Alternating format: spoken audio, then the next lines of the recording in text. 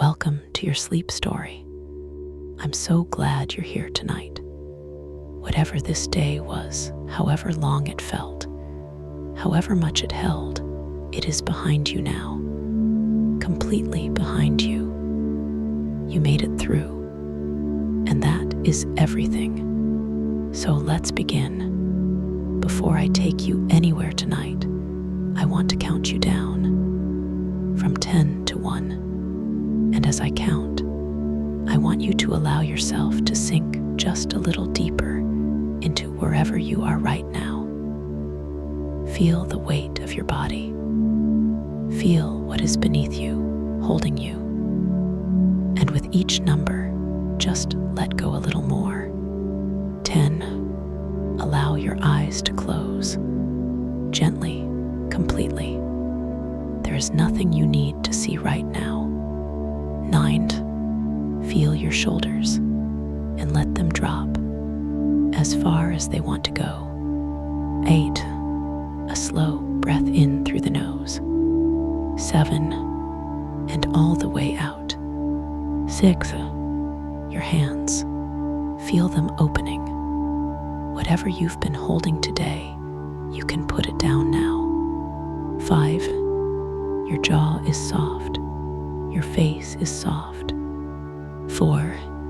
Your legs are heavy, warm. 3. You're drifting, not asleep yet, but moving that way. 2. The day is behind you, completely and entirely behind you. 1. And now, tonight's sleep story, the relaxation. Before we go anywhere, I want to stay here with you for a moment. Just here, just now, because this moment, this exact moment right now, where you are lying in the quiet, deserves a little attention, a little kindness. Take a breath in for me, from the very bottom of the belly. Good, and let it go. And as you breathe out, I want you to imagine that everything you were carrying today, every worry, every unfinished thought, every heavy thing is just leaving with that breath, just drifting away. You don't have to solve anything tonight. You don't have to figure anything out.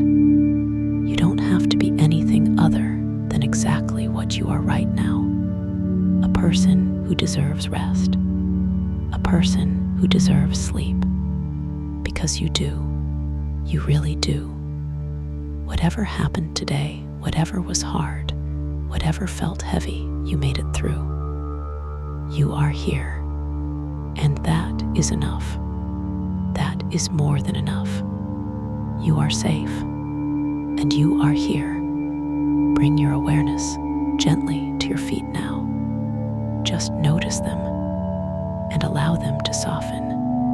The toes uncurling, the arches releasing. All the small held tension of the day simply letting go.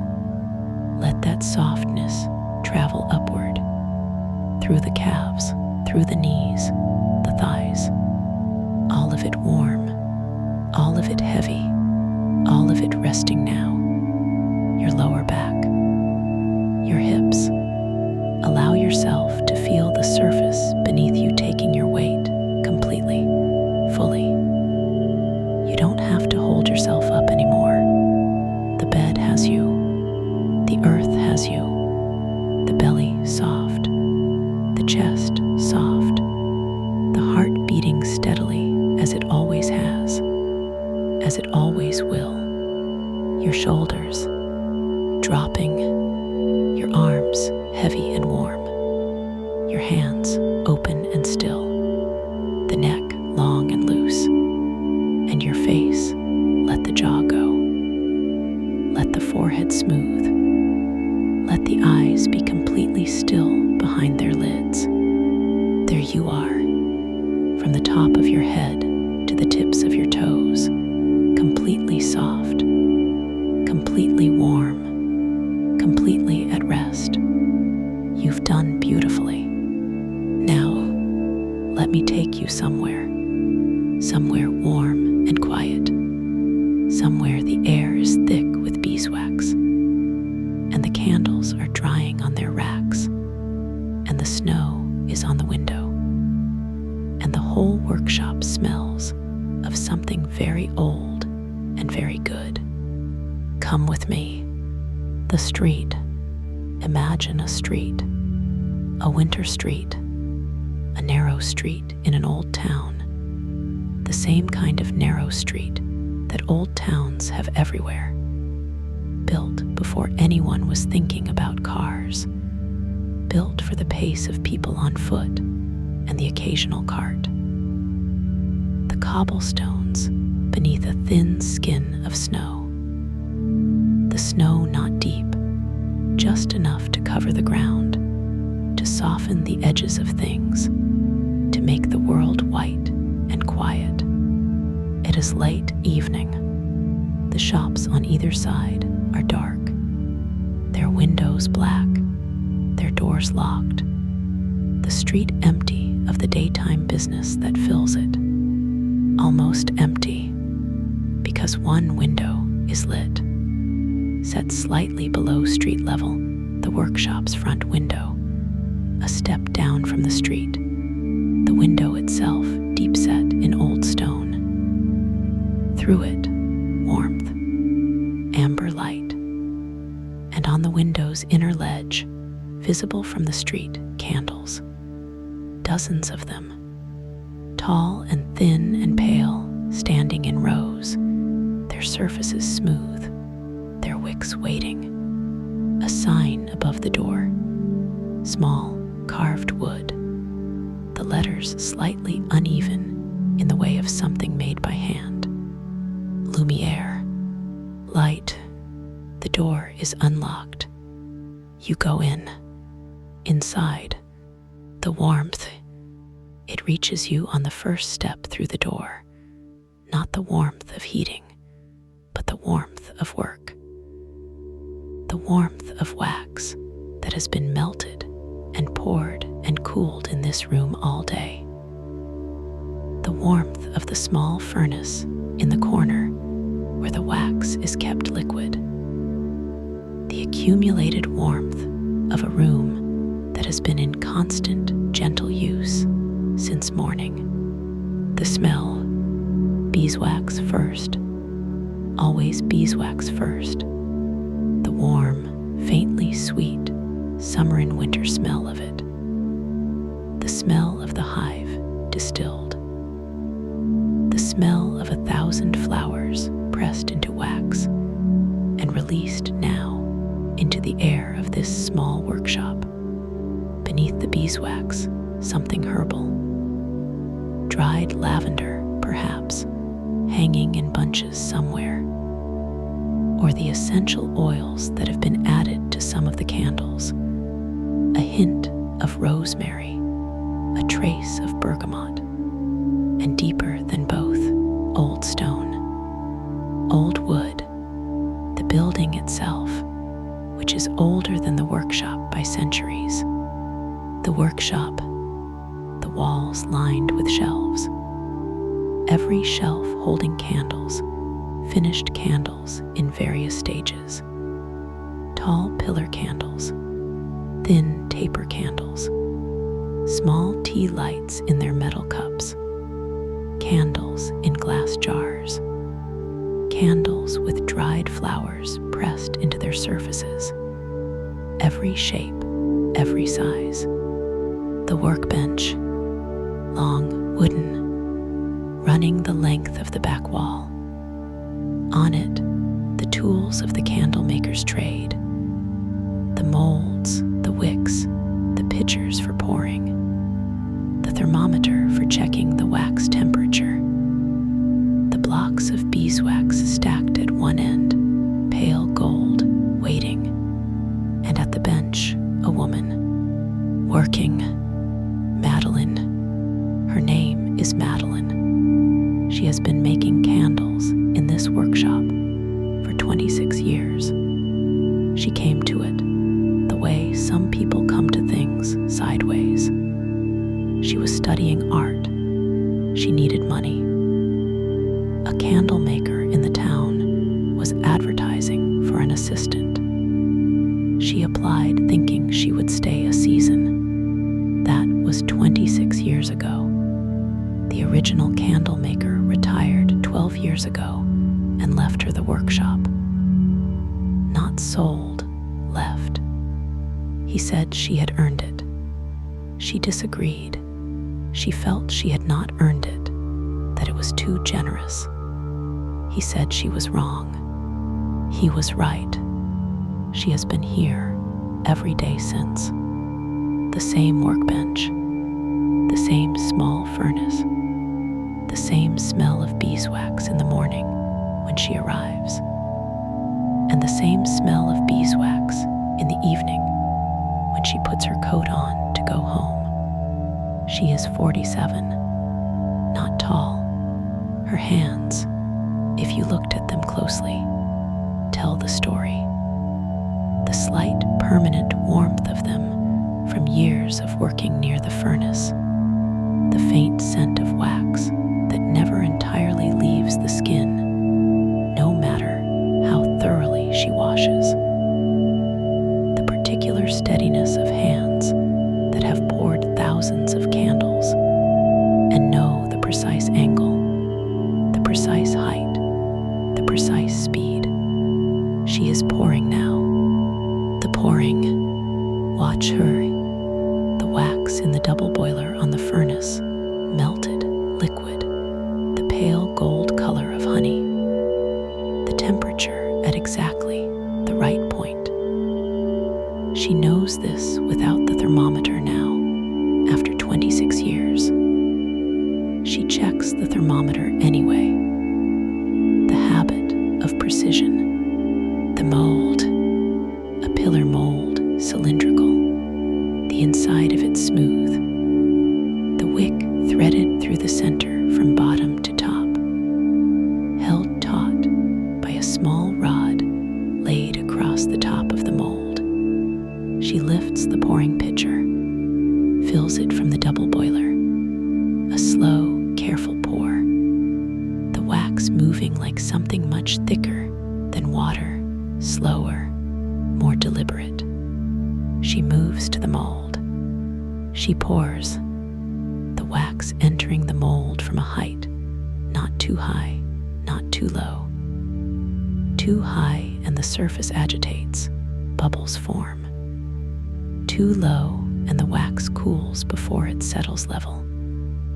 There is a height that is exactly right. She has known it for years. The wax filling the mold. Slowly, the pale gold becoming the pale ivory of wax in shadow. She pours to just below the lip. She stops. She sets the pitcher down. She looks at the mold for a moment. The surface of the wax, just visible, still liquid at the top, already cooling at the edges where it touches the mold. She makes a small note in her notebook. The time, the temperature, the wax batch. Then she moves to the next mold. The smell again. I want to come back to the smell. Because in a candlemaker's workshop on a winter night, the smell is the most present thing. It fills the room. Not aggressively, not the sharp, intrusive smell of a chemical process. The smell of beeswax is entirely pleasant, warm, sweet without being cloying, ancient without being stale. The beeswax smell is the smell of summer, in the middle of winter, in the middle of a cold night, in a stone workshop on a snow-covered street. The smell of beeswax is summer. The flowers that made the nectar, the sun that warmed the hive, the long days of the bees' labor stored in the wax they made, all of that in here, in this room, on this winter night, recognizes it. The same recognition that happens when you walk into a bakery in the early morning, or when you catch the smell of rain on dry earth, or when you open a jar of honey, the body knowing something before the mind does. This is good. This is safe. This is warm. You are welcome here. The taper candles. Along the far wall, the taper candles, hanging in pairs from a long wooden rack. The traditional method of making tapers, which is dipping rather than pouring. Each pair of tapers hanging from a single wick, the two candles at either end of the wick, dipped together in the hot wax again and again. Each dip adding a thin layer. These have been dipped today. 20 layers, perhaps 30. Each layer thin as paper. The accumulated layers building the taper to its finished diameter. Slim, elegant. The shape of a candle that has been made this way for hundreds of years. They are cooling now, hanging still, their surfaces smooth and slightly glossy, the wax not yet fully hardened, the candles still slightly warm to the touch if you were to reach out and hold one, which you don't, because Madeline's workshop has an unspoken rule about touching the drying candles. They need time. They need to be left. The cooling is not nothing. It is part of the making. The wax contracting slightly as it cools, the structure of its setting, the candle finding its final form. You cannot hurry a cooling candle. You can only wait. Madeline knows this. She has always known this. It was one of the first things the original Candlemaker told her. Patience, he said. The wax knows what to do. Your job is not to interfere. The window at street level. Snow has been falling since early afternoon. Not heavily, just steadily. The kind of snow that falls without drama and accumulates without fuss. The flakes small and dry, each one distinct in the lamplight outside. You can see the street through the window, or what you can see of the street from this angle.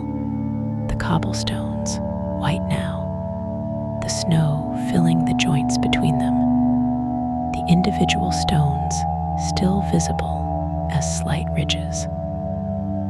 The bottom of the opposite building's wall, the feet of the lamppost, a pair of feet passing, someone walking on the street above their boots in the snow, the sound of it just audible through the glass, a muffled crunch, and then they are past, gone, the street empty again, the snow still falling, the lamplight on it outside, and the wax warmth inside and between them.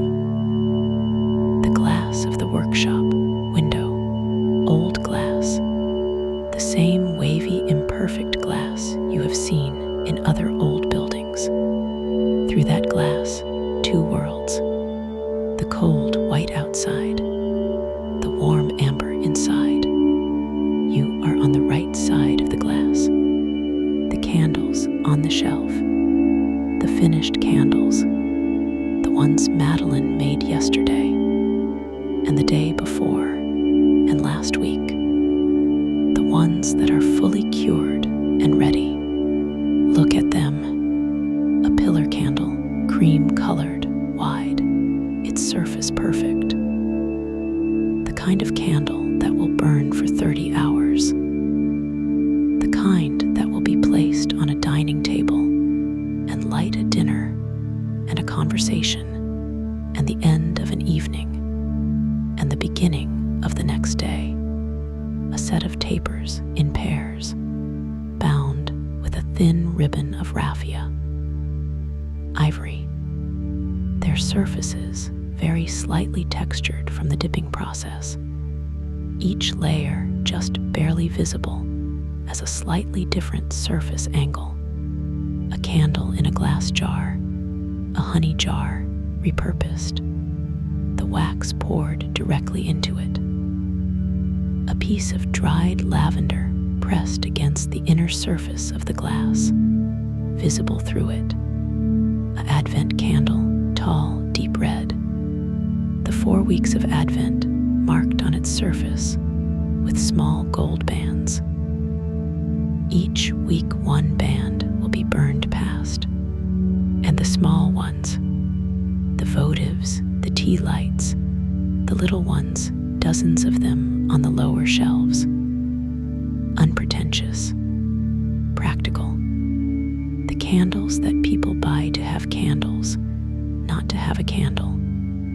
The ones that light a bath or a desk or a single quiet hour. Each one made by Madeline's hands.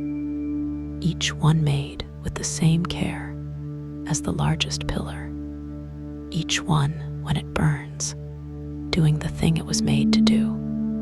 The furnace, in the corner of the workshop, the small furnace, not dramatic, not a large industrial thing. A small cast iron furnace, its door closed, the glow of it visible through the vents. Just large enough to keep the double boiler at temperature through the working day and into the evening. The sound of it, very low, almost nothing. The sound of controlled heat, the slight tick of the iron expanding, the barely there sound of the pilot flame, the warmth it radiates. From the furnace corner, the whole workshop is warmed, the furnace doing more than keeping the wax melted. It keeps the room at the temperature the wax needs. A room that is too cold causes the poured wax to set unevenly, the surface to crack, the finished candle to be imperfect. The temperature matters. Madeline knows this. She tends the furnace through the day the way a baker tends their oven, checking, adjusting. The furnace part of the work, not separate from it. Tonight she will let it cool. When she leaves in an hour, perhaps, or 2, she will bank the furnace, turn it down to its overnight setting, the temperature dropping slowly through the night to a level that is safe, but not hot. The workshop will cool. The candles will continue to set. And in the morning, she will return, and the furnace will be lit again, and the work will begin again. Madeline RESDS. At some point in the evening, the work pauses. Not finished. Never finished exactly. There is always more wax to pour, more wicks to trim, more orders to fill. But paused. Madeline sets down her tools. She pulls the stool from under the bench. She sits. She makes tea, the small kettle on the shelf above the furnace. The mug she has had in this workshop for 15 years. A wide mug with a chip on the rim that she keeps meaning to replace and never does. She sits on the stool with her tea, and she looks at her workshop the way people look at the thing they have made, not critically, not inspecting, simply looking, taking it in. The candles on the racks and the shelves, the molds on the bench, the wax cooling, the furnace in the corner, the snow on the window outside. This is hers, not the building, she rents the building. But the workshop itself, the arrangement of it, the smell of it, the particular quality of it on a winter evening with the wax warm and the snow outside. She made this over 26 years by showing up every day, by doing the work, by learning what the wax needed and giving it. This, your chair, there is a chair at the corner of the workshop near the window. A wooden chair, old, its seat worn smooth. Not Madeline's working stool. A chair for sitting in. The chair that the original Candlemaker kept for visitors, for the occasional customer who came in and wanted to watch, for anyone who needed to simply be in the workshop for a while.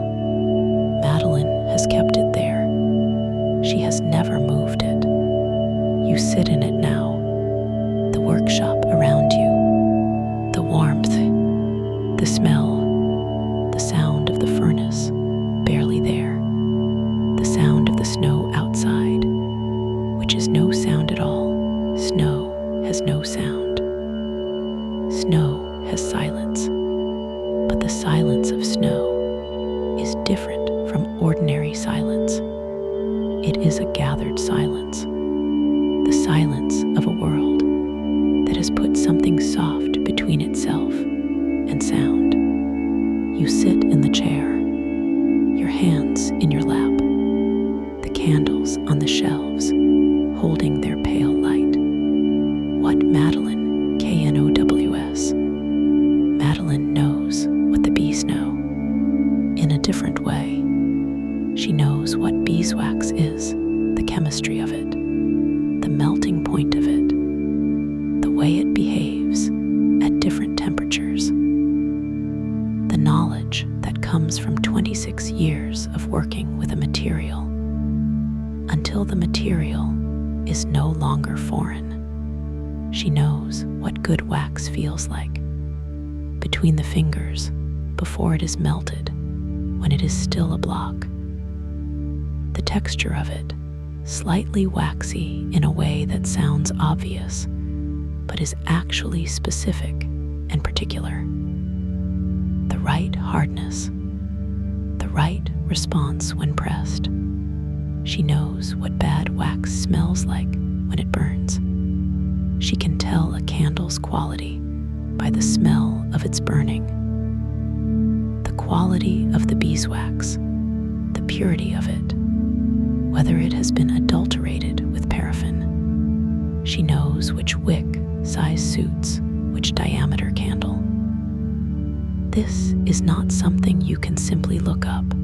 There are guides, but the guides are starting points. The knowledge is in the burning, in watching 1,000 candles burn and learning from each one. She knows when a poured candle has cooled enough to be unmolded, not by the clock, by the look of it, by the slight change in surface color as the wax sets, by the very faint sound or the absence of a sound. That tells her the wax has released from the mold walls and is ready. This knowing is hers, built over 26 years. It lives in her hands and her nose and her eyes. Nowhere else. The oldest candle on the highest shelf, behind the finished candles, behind the display. A single candle, not for sale. It has never been for sale. The original Candlemaker made it on his last day in the workshop. His final candle, poured the morning he handed over the keys to Madeline. A pillar candle, wide, made from the finest beeswax he had, the wick perfectly centered. He left it on the shelf. He didn't say anything about it. Madeline found it the next morning when she arrived. She has never moved it. She has never burned it. It sits on the highest shelf, slightly behind everything else. Its surface, very slightly yellowed now from the years, the wax having gone through its slow chemical aging. Still perfect, still whole, a candle that has never been lit, holding its light, waiting. Madeline looks at it sometimes, not often, but sometimes, when the evening is quiet and the workshop is still, and she is sitting on her stool with her tea. She looks up at the old candlemaker's last candle, and she thinks about the light inside it. Held, patient, all these years, growing still. The molds are filled. The tapers are hanging. The furnace is ticking quietly. The snow is on the window. Madeline is on her stool. You are in the chair. The workshop smells of beeswax and old stone and winter, and the faintest trace of lavender from a bundle hanging near the door. If thoughts are arriving, and they probably are, because that is what minds do, they are not staying long. They come, you notice them. They go, like the wax cooling in the molds, finding its form, setting, becoming what it will be. You don't need to hold any of them. Just let the workshop hold you instead. The warmth of it, the smell of it, the patient, particular, completely unhurried presence of a room where things are made slowly and well. Peace lives in here, in the beeswax and the old stone and the taper candles cooling on their rack, in Madeline's 26 years of daily, faithful, loving work. Tonight it is yours. Good night. You are doing so beautifully. The day is done. You came to the workshop tonight. You stepped in from the snow. You watched Madeline pour. You sat in the chair by the window. You breathed the beeswax and the winter air and the warmth of the furnace. The workshop received you, as workshops do, as places of making always do, with warmth and the smell of the work, and the particular comfort of being near someone who knows what they are doing and does it with care. Carry it with you on the hard days, the cold days, the days when the world feels thin and harsh. Remember this workshop. Remember the snow on the cobblestones outside and the warmth inside. Remember the candles cooling on the shelves. Remember the old candlemaker's last candle on the highest shelf, holding its light, holding, patient, all these years. You can do the same. The light you hold, it is there. It is always there. You know the way here now. But tonight, you are already here. The workshop is warm. The candles are cooling. The snow is outside. Sleep now, deeply, completely. You deserve every warm, beeswax-scented, snow-hushed, candlelit moment of this rest. Every single one. Good night. Sleep well. The workshop through the night. After Madeline leaves, she goes at 9. She puts on her coat, the heavy wool coat she has had for many winters, its lining worn at the shoulders. She wraps her scarf. She pulls on her gloves, the left one taking a moment to find at the bottom of her bag, as it always does. She checks the furnace, turned down, safe, the overnight setting she has used every evening for 26 years. She looks at the workshop once more, the candles on the racks, the molds on the bench, the wax cooling inside them, the work of tonight setting into its final form, the old Candlemaker's candle on the highest shelf. She turns off the lamp above the workbench. The workshop goes dark, or nearly dark, the furnace vent still glowing, the lamp post outside the window casting its light through the glass, the snow outside making everything slightly brighter than true dark.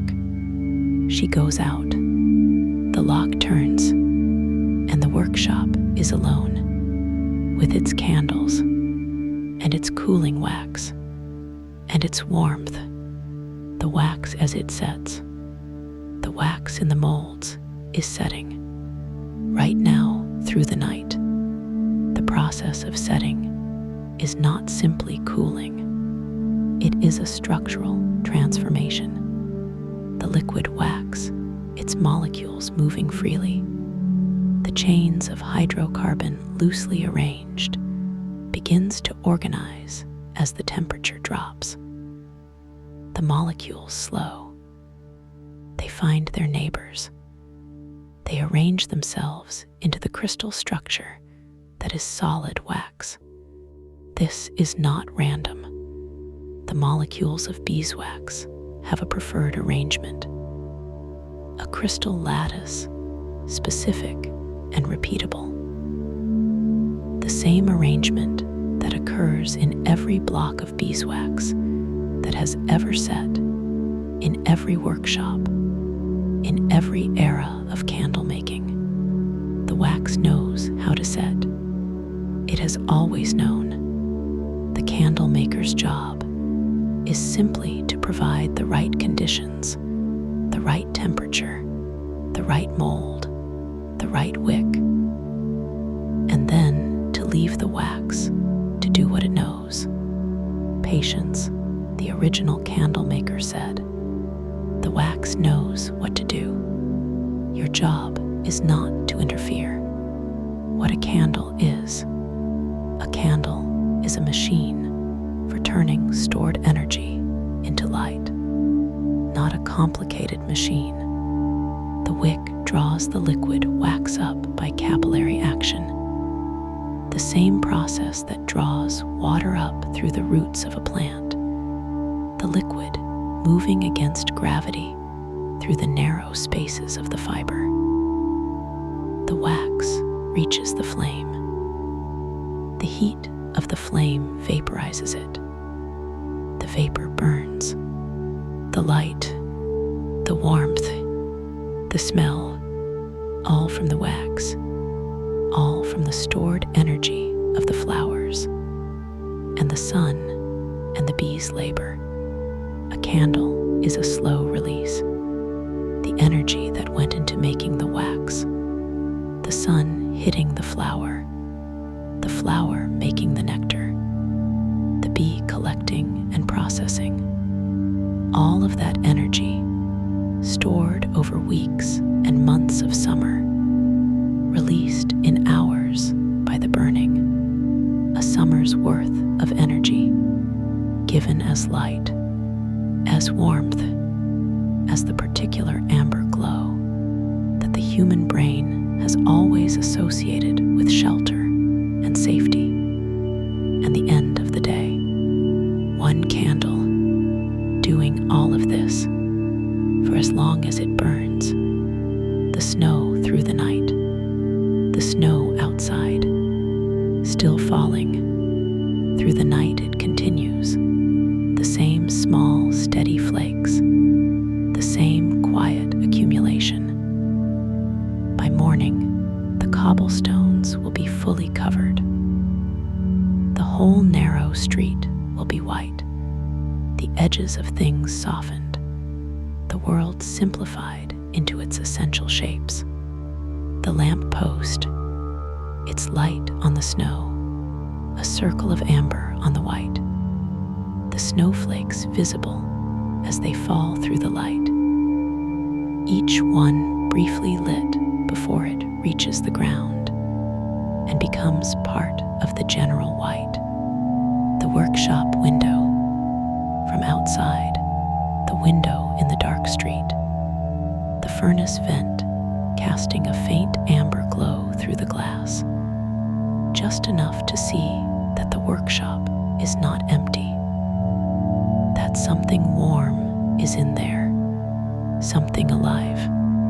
The warmth of the furnace, the warmth of the cooling wax, the warmth that will be here in the morning when Madeline returns and relights the lamp and sets the wax to melt again. The workshop doing what workshops do when no one is watching, continuing quietly in the dark and the snow. The original Candlemaker, his name was Pierre.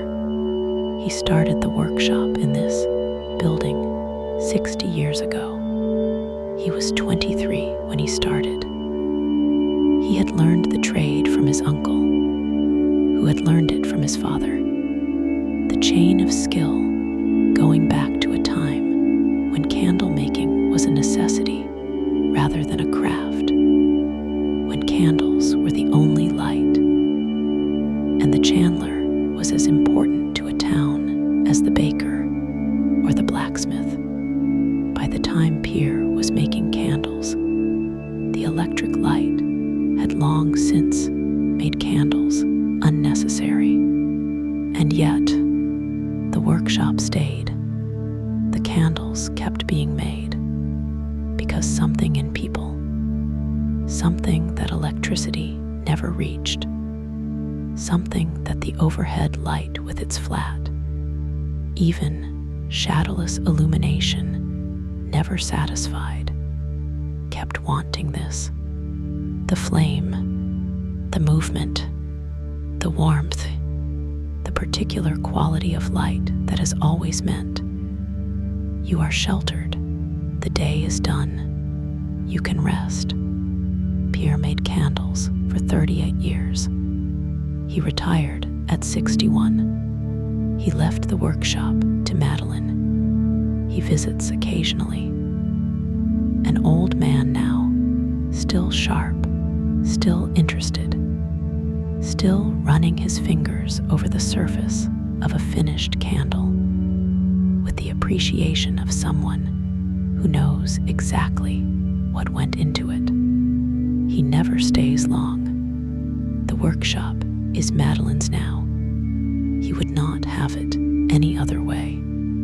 The morning, Madeline arrives at 7. The street outside is white, fully white now, the snow having continued through the night and stopped sometime before dawn. The cobblestones covered, the lamp post wearing a cap of snow, the workshop window dusted with it. She opens the door. The furnace warmth greets her. The wax in the molds, set now, fully set. The candles ready to be unmolded. She goes to the first one. She checks the surface, the slight color change, the slight drawing away from the mold walls that tells her it is ready. She inverts the mold.